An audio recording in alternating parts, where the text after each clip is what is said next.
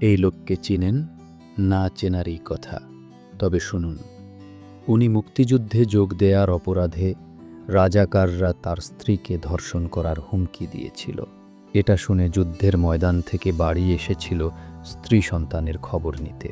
এসে দেখল তার স্ত্রী সতীত্ব বাঁচাতে গলায় দড়ি দিয়ে আত্মহত্যা করেছে। বাচ্চারা একজনও বেঁচে নেই। পাহাড় সমান শোককে শক্তি করে বাড়ি ছেড়েছিলেন, আর দেশ স্বাধীন করেই তবে বাড়ি ফিরেছিলেন। মুক্তিযুদ্ধকালীন সময়ে তিনি ৫,০০০ মুক্তিযোদ্ধার এক দুধর্ষ গেরিলা বাহিনী গড়েছিলেন, যারা বরিশাল, ঝালকাঠি, গোপালগঞ্জ, ফরিদপুর, মাদারীপুর, শরীয়তপুর আর বাগেরহাট এলাকায় দুর্দান্ত প্রতাপের সাথে যুদ্ধ করে পাকিস্তানি হানাদার আর তাদের এদেশীয় দোসর রাজাকারদের পরাভূত করেছে।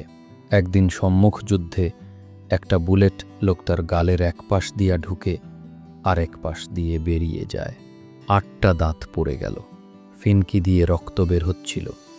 তবুও লোকটা যুদ্ধ থামায়নি।